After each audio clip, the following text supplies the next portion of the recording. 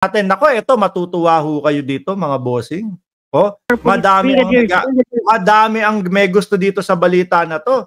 Madami ang masaya dito sa balita na to, mga kababayan. Oh. 'Di ba? Pero maiinis po ang KOJC dito. Wag expect nyo na po na sasabihin ng KOJC, "O yan, General Torre, nakuha mo na yung gusto mo, kaya ka naman nagpapasikat." Pero para sa atin po, mga kababayan, nako, nararapat at ukol lang po ito kay General Torre, mga kababayan. O, eto na, ano ba balita kay General Torre?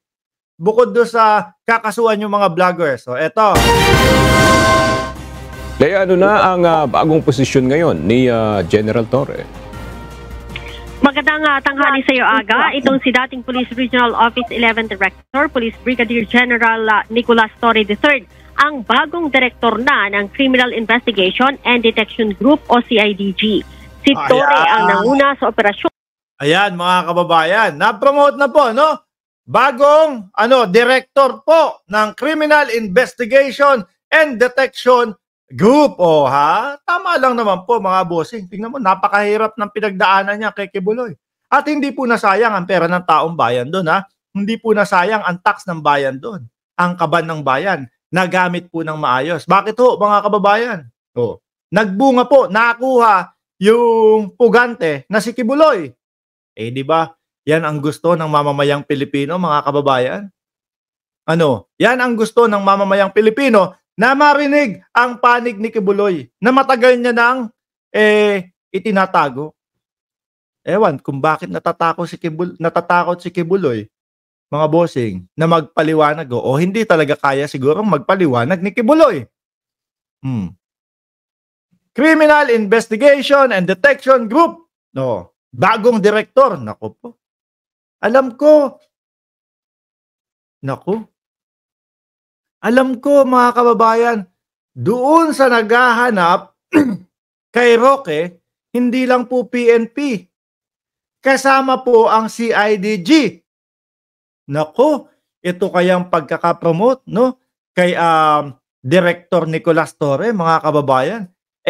Para kay Roque, para doon sa paghahanap kay pwede na ba natin sabihin pugante si Roque? Wag muna. Sabihin na lang natin, para doon sa nagtatagong si Roque? Tingin ko, baka ito din yun, mga kababayan. Dahil po, napatunayan na magaling pong maghalungkat, ng dagang nagtatago o magaling pong humalughog ng dagang nagtatago itong si General Torre. O sige, since madulas si Roque, sabi ko madulas hindi pampadulas. Okay? Since madulas si Roque, mga kababayan, sige, ilagay natin yung magaling maghagilap, yung magaling mag-detect kung nasaan yung nagtatago. Di ho ba, mga kababayan? Ubra, nakikita ko lang baka mamaya, ito, sige, ikaw na, si CIDG, director na, ang mangunguna dyan sa paghahanap kay Roque. Sa paghahanap kina Kingdom of Jesus Christ leader Apollo Kibuloy at mga co-accused nito, habang itinilagaramang direktor ng Personnel Holding and Accounting Unit o PHAU, si dating CIDG Director Police Major General Leo Francisco. Si Northern Police District Director Police Brigadier General Leon Victor Rossetti naman ang ipinalit kay Torre sa Police Regional Office 11 o Davao Region. Nag-reshuffle na sila, mga kababayan, Nag-reshuffle. Pinalaga din aga si Pro 2 Director Police Brigadier General Christopher Birong sa PNP Academy, habang si Headquarters. Magalit na naman si Basti Duterte diyan kasi kumbaga hindi na naman nanggaling sa kanya yung PNP. Lalo na yung pumalit kay Torre. Lola Ganda, shoutout po sa inyo. Darwin Gomez, shoutout at John Mark Altre at Aishwin Lagmay. Support Service Director Police Brigadier General Antonio Maraliag Jr. naman ang bagong direktor ng Police Regional Office 2 o Cagayan Valley. Magiging exciting po ang habulan nito at hanapan po, mga kababayan, kasi itong si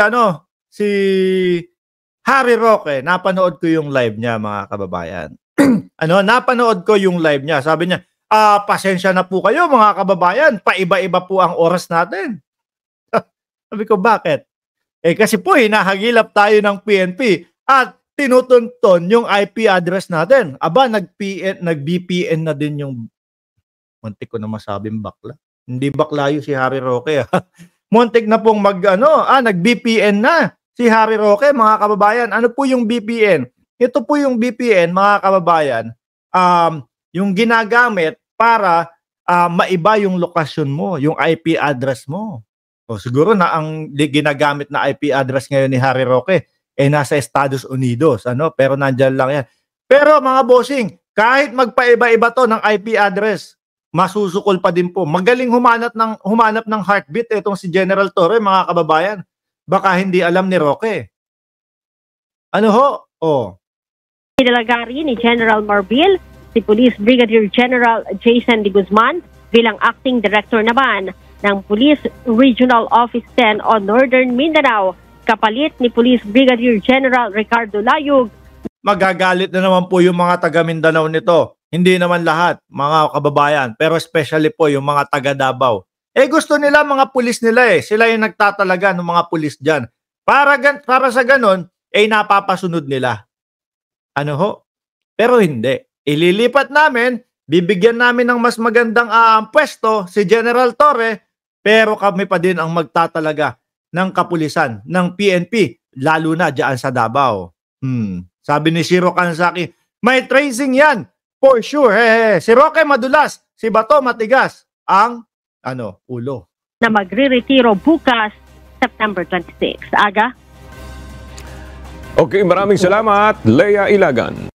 At hindi pa po nagtatapos dyan ang kwento, mga kababayan, ni General Torre. Kasi meron pa po tayong aabangan mga kababayan, yung pagkakaso doon sa mga vloggers, doon sa mga politiko, doon sa mga executive na may mga kasong na mga posibleng kasuhan po, mga kababayan, ng obstruction of justice. Yan ang pinakaunang-unang ikakaso sa kanila. Yung pangalawa, sedisyon.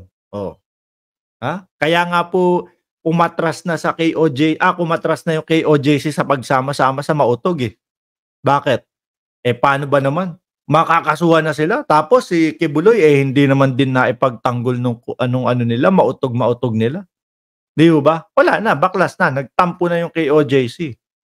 Walang kwenta no? Ang dami naming sinayang na effort. Yung mga member namin kumanta-kanta ng bugas, nasa ng 20 pesos na bugas. Tapos yung amo namin, ayun, kulong pa din. Di ba? Mga bossing, tanggal pagka-abugaga.